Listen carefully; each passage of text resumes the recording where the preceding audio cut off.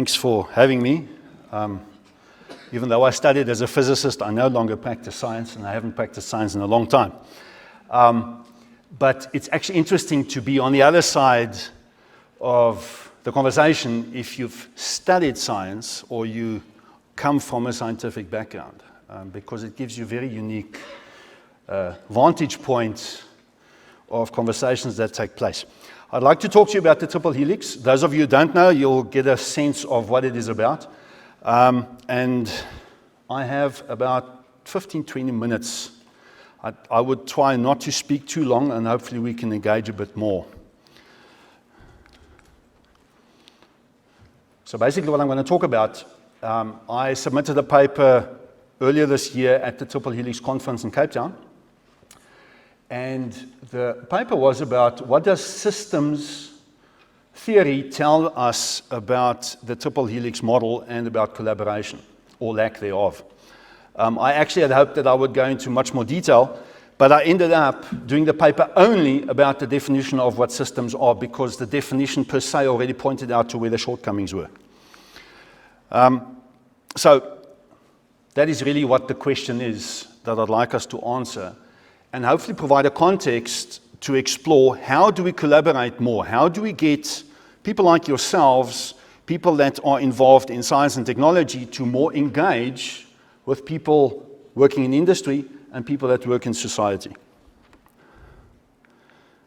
Okay, right. So, definition. This definition is based on the numerous definitions that you get in literature about this.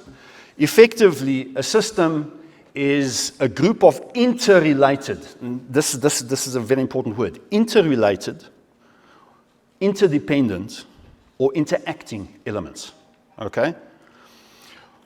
Forming a collective and a complex whole, so the whole needs to be considered when you look at a system. It's not just some parts working together, it actually needs to work together towards some kind of whole, and there needs to be a common purpose, okay? Very often we talk about a system, but we find that there is no common or shared purpose. Yes? Yeah, I am. Thank you. Okay, so system theory, I just want to give you some background. So it was developed, GST was developed by a gentleman by von Bernd Oellerman, which is a German gentleman that lived in the early 30s in Germany. And some of the consequences of the general systems theory pointed out to things that I've listed here. Okay, if you look at the whole is more than the sum of its parts, I think goes without saying. We know that very often inherently, especially if we have some kind of science background. We understand that it is about the whole and the parts and their relationship. So in system theory, it is not just about the whole. It is about the relationship between the different parts. You get open and closed systems. I'm not going to go into that. We don't have time. There's all kinds of different systems that you get. And systems are also very often applied to management. Okay? Just one particular example. Right. Let's go on. So systems thinking also helps us to observe the following things. The fact that function is more important than the structure. Very often when we talk about systems, we stick with a structure. And we forget about the different interrelated functions of the different components in that system. Now, this just flows out of the definition. So the interesting thing is when you start looking at a systems perspective on collaboration and the Triple Helix, and I'll get to the Triple Helix just now, you already start seeing where some of the shortcomings are. And the fascinating thing is that some of the things that we identify inherently, systems theory actually points to directly and gives you a theoretical basis for that. It's about understanding versus knowledge. So it's not just about I know this and I know that. It's about understanding that knowledge and how it relates again to different parts.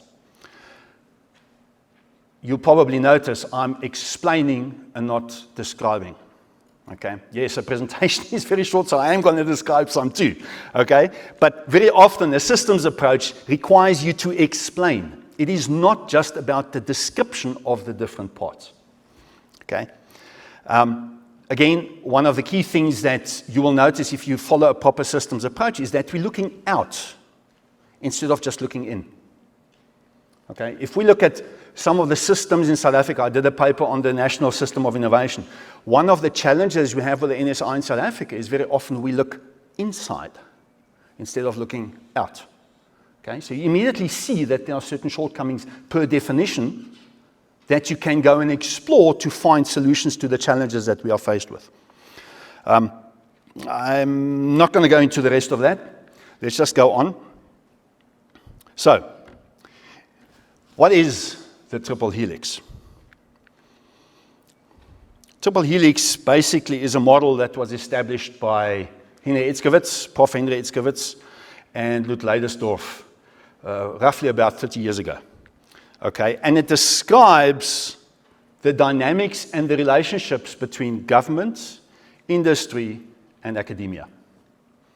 Okay, there's a lot that has been written about this. There's a lot of that has flowed out of the Triple Helix conversation. And people very often apply it to innovation. We apply it to management of projects where one or two or all three of these different entities participate in. We've also found that the Triple Helix model actually can be applied to relationship and stakeholder management. There's been a fourth helix that has been posited, which looks at civil society. I think if you look at the systems approach, perhaps the Triple Helix then doesn't really include a full system because, and we know this from the South African circumstances, you can't just have government, industry, and academia. There's actually civil society and the community and labor and a number of other core sectors that actually need to be part of it. And then there was a fifth helix that was added, which was really looking at the environment or an ecological approach. Okay? Let's go on.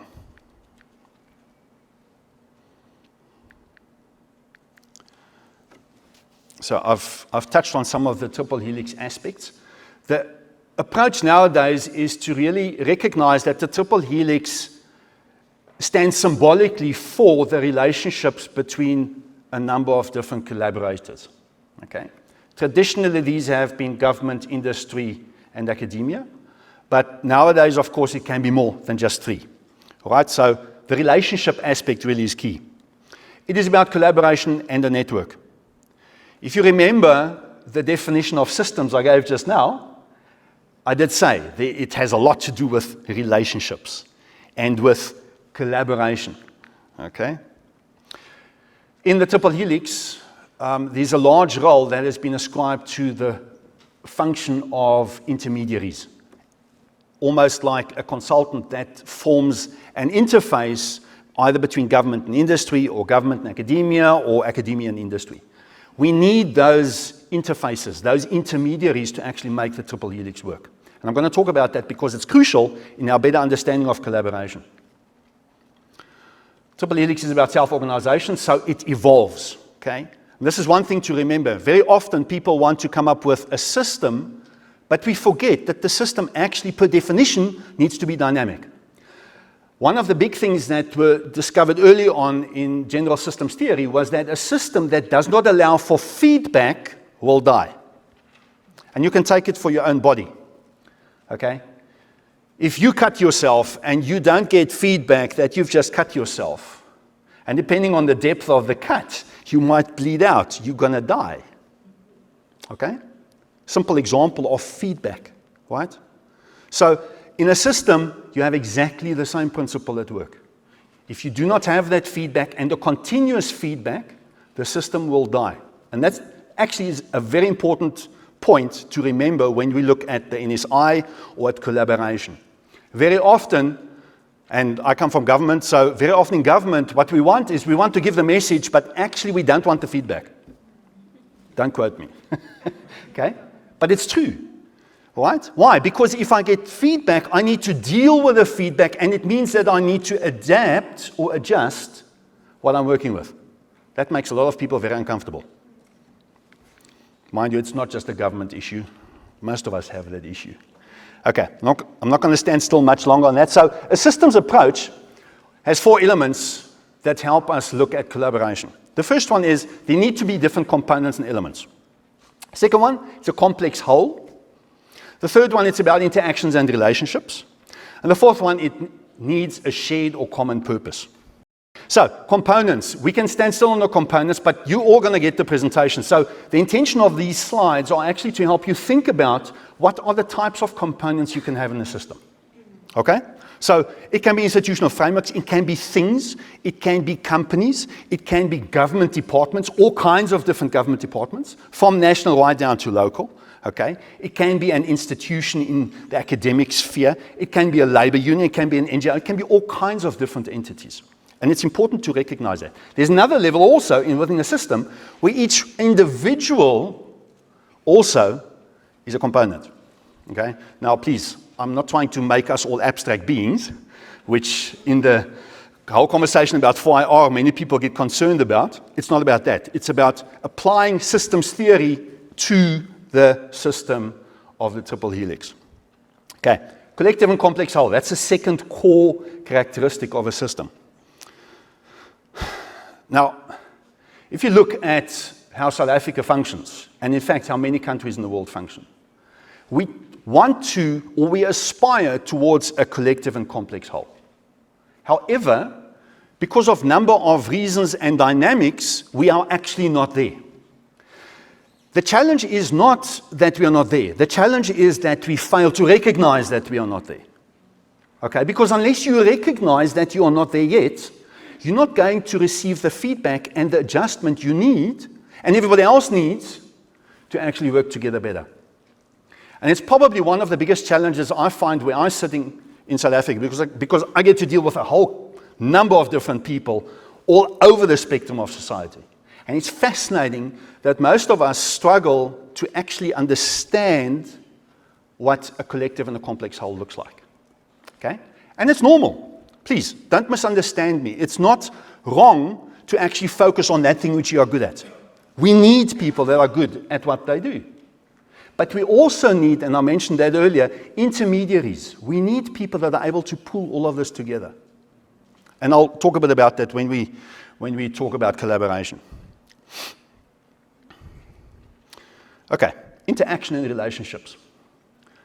I don't know how you look at life and society, and I can probably give a sermon about that too. But, you know, isn't it about people? Regardless of what the conversation is about. Isn't it ultimately about people? When we talk about trade in the DTI, it's about people that sit around the table that agree on certain things. If you do research, it is people that do the research. Now, yes, we can have a conversation about AI and machine learning and all those kinds of things and what the impact is on research. But isn't it ultimately about people? And that is the point I'm trying to make here. If you talk about collaboration, it is about people and people first. It is not about some political agenda, a political party, a government department, some industry that has a particular interest, or some community. It is not. It is about people. And you will always find people within these different elements and components of the system that want to work together, that can work together, that really want to have a bigger whole that collaborates and that shares a common purpose. We will always have people that don't want to. Okay, so I'm a bit of an idealist. I would really love everyone to work together, but it's not always possible. Because there's some people that have just simply, it's not possible for them to go beyond their own agenda. Systems theory tells us that one of the reasons why systems fail, okay, hear me well, one of the reasons systems fail is because people cannot get beyond themselves and look outwards and see the bigger vision. They're stuck within their own little sphere. Now again, there's space for people like that. Let's not push them out. Okay? Because when we collaborate, we need those people too. We need those organizations too. Who we need are the intermediaries that pull them together. And these people do exist. They definitely do exist. And I almost want to postulate that going forward within the next decade or so, especially with 4IR coming onto the scene, we're going to need a lot more people that are able to act as those interfaces.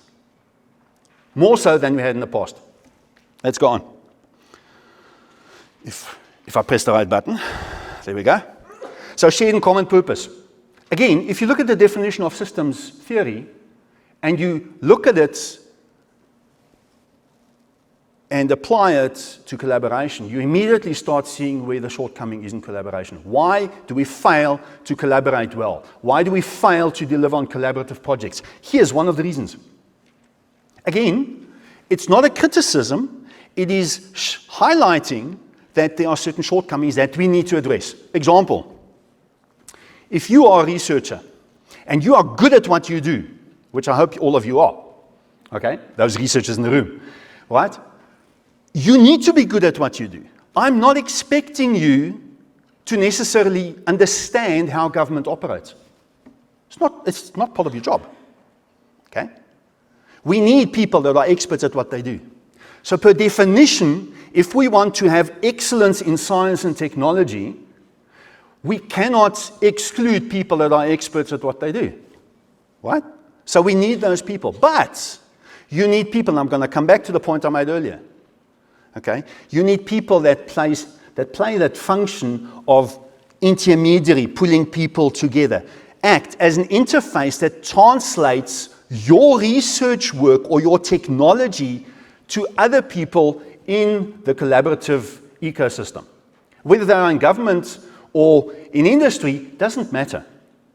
But there are people like that, and we need those people. Again, government has a completely different perspective on life than most of you do. I assume there are not many government officials here, but if they are, awesome, okay? You will know, per definition, as a government official, you have a certain lens, a certain set of glasses through which you look at life. You have to. That's part of being government, okay? So you look at policies, right? You look at relationships, but from a government perspective. So the reason why our systems don't work because we fail to recognize that we are not doing well in translating what each different component understands. So we're not getting a shared purpose. And hear me, we can all agree here that the common purpose should be innovation. How much of us have actually sat down and shared with everyone that is here, what is your perspective on innovation? I can guarantee you will find everyone here has a different perspective on innovation. So we can call it innovation, but we have not shared the purpose. We are not at a point where we have a common purpose, and that is why our collaboration is falling down. Okay? We need to spend more time aligning and understanding each other. And hence me saying it's about people. You cannot do that unless you actually talk to someone. Just those of you who don't know, okay? If you want someone to understand what you're thinking, you need to talk to other people, and you need to listen, okay? It's not just a matter of, okay, I'm going to write a paper, or I have a certain opinion, and that's it. You are part of a greater system. Let's go on.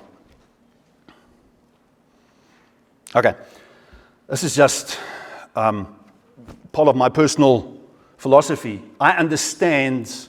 And if you read the Bible, Esther 4 verse 14 says, we have been made for a time such as this. And I would like to present to each of you that you were made for a time such as this. You were not born 200 years ago. You were born now because you have something that all of us need. You are part of a system. You have something to contribute. I, for one, would like to see what that is. And I think if we have that approach, perhaps collaboration will become a lot better. Let's go on. Chancy, how are we doing with time? You okay? Okay, good. Okay, there are multiple system levels. I don't want to get technical, so I'm going to skip this. The point is, within each system, there are actually multiple levels of looking at the system. Okay? So it's individuals, all right?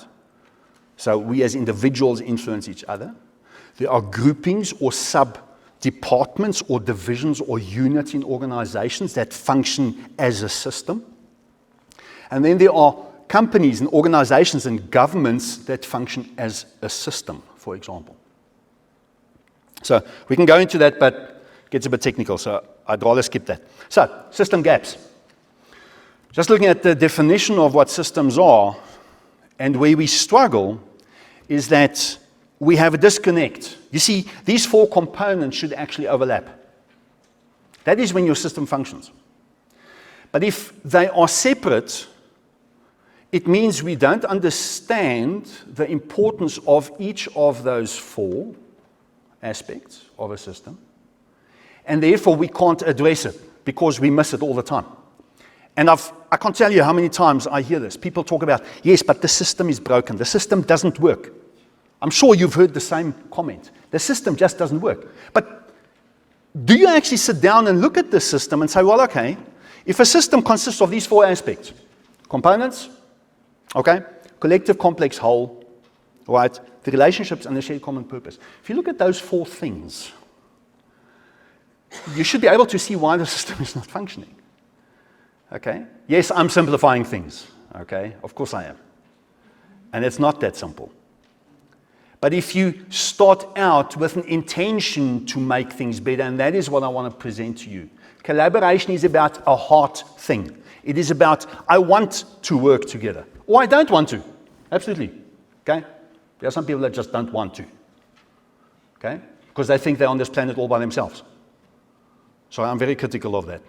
Because we have no more time to each one spend in his little universe. And I'm going to give you a simple example. 200 years ago, if someone wanted to build a mine and mine gold, he didn't worry about the impact on the farmer, on the community, on the environment. He just went and did it. Why? Because there wasn't enough space. And there were enough resources, there was enough water, there were enough people. It wasn't an issue. Today, you cannot do that anymore. If you want to sink a gold mine somewhere, you're going to impact the community. You're going to impact the environment. You're going to impact farmers or something else. You can no longer do something in isolation. 200 years ago, it would have been no problem for you. Just make your plan and just go and do it. Today, you cannot do that. And the same applies to each and every single one of you where you are active right now. You cannot do what you're doing in isolation. You affect other people. And in fact, there's a lot of theory about this, the butterfly effect and all kinds of things like that, when you start talking about that. I don't want to get technical about it. Let's keep it simple. Okay? You are part of a system. The only way that you can be as optimally effective as you have been designed to be is by engaging and interacting with that system. You cannot believe or assume that you function on this earth all by yourself. It's no longer possible. Yes, in fact, I actually know some people that have gone off to some islands and they live there all by themselves. Good luck. Okay? But for most of us who actually can't afford that, we live together with other people. Now, the question I want to ask you is, and this is crucial when we look at collaboration. Why is it so difficult just to sit down with someone and just talk and listen? Really? Does it have to be that difficult? Aren't you interested in hearing what somebody else has to say? Just a question. Let's go on. So, coordination and collaboration. From the material that I worked through for my paper, I got some interesting quotes, and these are just some of them. I'm not going to read them. You can read much better and much faster than I can, and you'll get the presentation, so you can have them for future reference. But there's a lot of reference made in papers, in research, in conversations about collaboration and coordination. So, recommendations. What does the DTI do to support collaboration between academics, researchers, scientists, technologists, people that innovate, and everybody else within the system? So, I come from the DTI. I didn't give you much background on that. There is a bit in my bio, so you can go and read that. I'm also on LinkedIn if you really want to know more. But I have a program called the Industrial Parks Revitalization Program under me. And in that program, we intend to achieve a number of things in support of that collaboration. The first one is research, development, and innovation. Those of you who know what that acronym stands for, RDI. Did you know that one of the key success factors for industrialization and industrial parks internationally is an intentional activity by government and the other players in the Triple Helix to foster collaboration between the research, development, and innovation community and industry. We have not done that very well in this country. It's getting much better though. with the efforts of DSI at the moment and DTI as well, there is a lot more that's happening trying to foster that collaboration. But we're not there yet. I'd like to share one example with you. So Italy, those of you who are familiar with Italy, has one of the biggest textile industries in the world. It was the world leader 3 decades ago. Then China came on board, and they literally destroyed the Italian market almost overnight. Now, Italy has an interesting dynamic. It consists of a lot of small companies, very often family-run businesses. And so when this happened, a lot of these companies went bankrupt. Okay? And then they sat down and they started realizing something. They started realizing, but they have something that not many other people have. And they have the fact that they have families. In one family, you'll have different members working for different companies. They compete against each other. And they started realizing, but if we collaborate and we do basic research that affects all of us, we can actually compete again. We can get our market share back. So government in Italy realized that and instituted certain programs. This is roughly about 30 years ago. It has taken them about 15, 20 years to recover that market share. Now, Italy again is one of the forerunners when you look at textiles worldwide because of that approach. Okay? Linking research, development, and innovation to industry. Skills development. I believe that each and every single one of you who sits here may know of someone or are even directly involved in some form of skills development. You see, you come from, I assume, forgive me if I'm wrong, most of you probably from some kind of academic background. Okay? We need that academic insight. But again, you are one of the components in the system. So when we look at skills development for industry and for business, you need to be part of that conversation. You cannot assume that business will know exactly what it needs. Neither can you assume that you know exactly what is needed. Okay? It applies to one, it applies to everyone. Okay? The point is, we actually need to collaborate to address that properly. And I just want to share some anecdotal evidence of this. So in the early 90s, I worked in the CSR. This very place where I'm standing now. And I was involved in the national programs looking at curriculum redesign and technology-enhanced learning and those kinds of programs. And you know, one of the biggest criticisms in the early 90s from industry and business was that we are not producing graduates that industry and business can employ. You know what's sad for me is I find myself in 2019 and I hear the same thing. So I'm asking, what have we done for the last 20, 25 years? You see, that happens when you assume instead of sitting down with someone and actually really listening and paying attention and working together to address the skills development aspect. Okay? I'm not saying everybody does this, I'm generalizing, please. I'm sure there's some of you that are doing fantastic work in this space. I wish we can clone you and replicate what you are doing because that's actually where we need to go to. Next one. Capacity building relates to skills development. You have certain insights in this room that people in industry do not have. But the opposite is also true. Industry has certain perspectives that you do not have. Unless you understand those perspectives, it's going to be difficult for you to help them. But they need your help. What we need are those intermediaries I referred to earlier. Perhaps my presentation should have been the roles of intermediaries. Okay? But we need those people to translate the needs to what is available. Okay? And to help everyone work together to actually address the capacity building aspect. Because industry needs capacity. We need people that are able to do the job. Okay? We also, and that's a completely separate conversation, we need people that want to work. Sorry, I'm going to be a bit critical here. South Africans are lazy, generally. Okay? And I'm not for working 24/7. Not at all. You should work and you should rest. But you cannot rest when you're working. Okay? We really need to look at that. Okay, continuous improvement. I was one of the first ones to develop a ICT software that applied the excellence model in South Africa to industry. Industry needs continuous improvement. In fact, any institution or organization in this country needs continuous improvement. Life is not static. We all know this, okay? When you past 50, like I am, you start realizing, good heavens, there are certain things I can't do anymore. Well, I can, but it's really painful, okay? And I'm going to share one, please.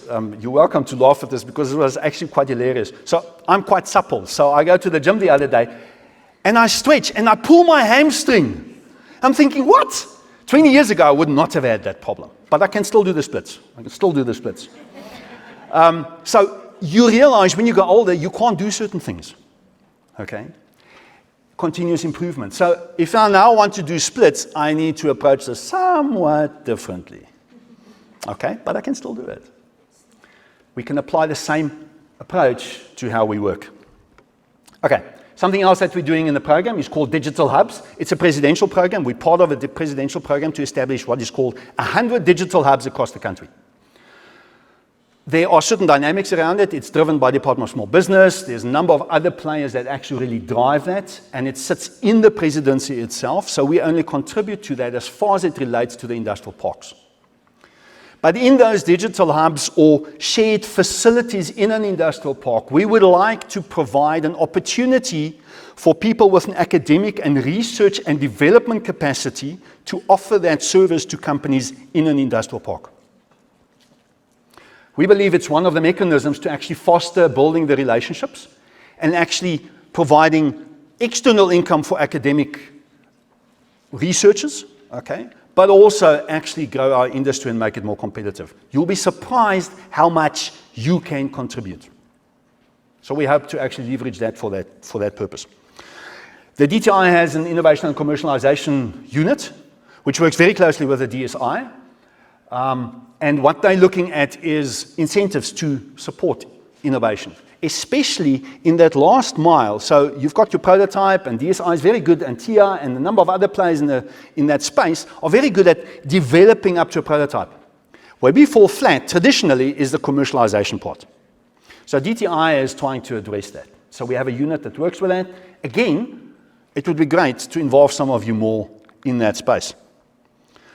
DTI is working on something called industrial sector master plans.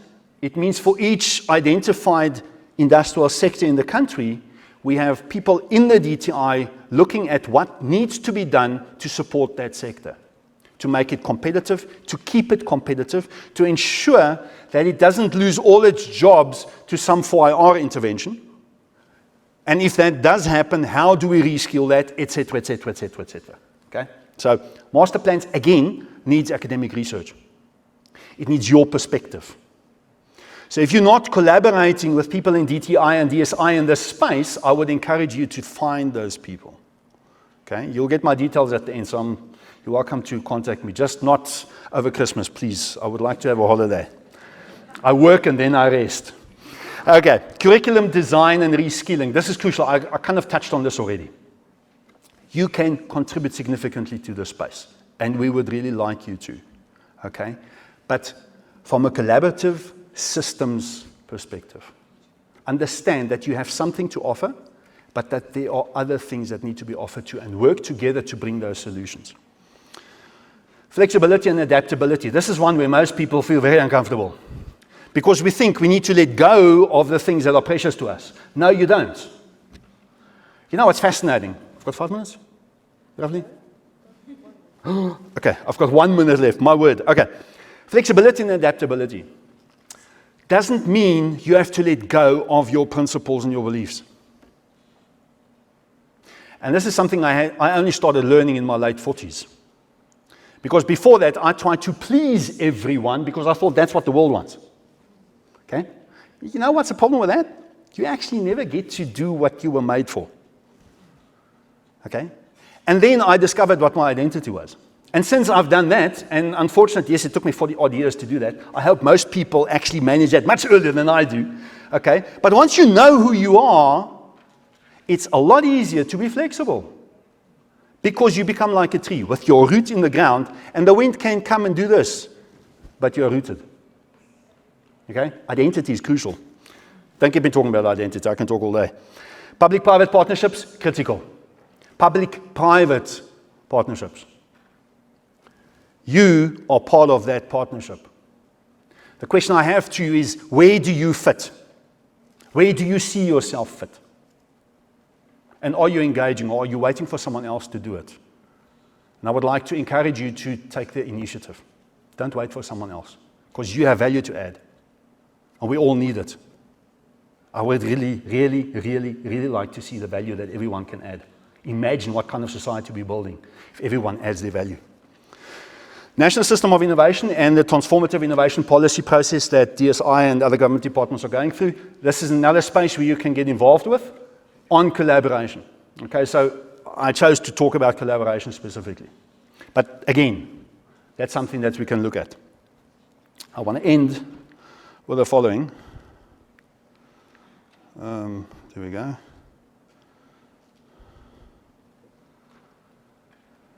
Doesn't this ring true?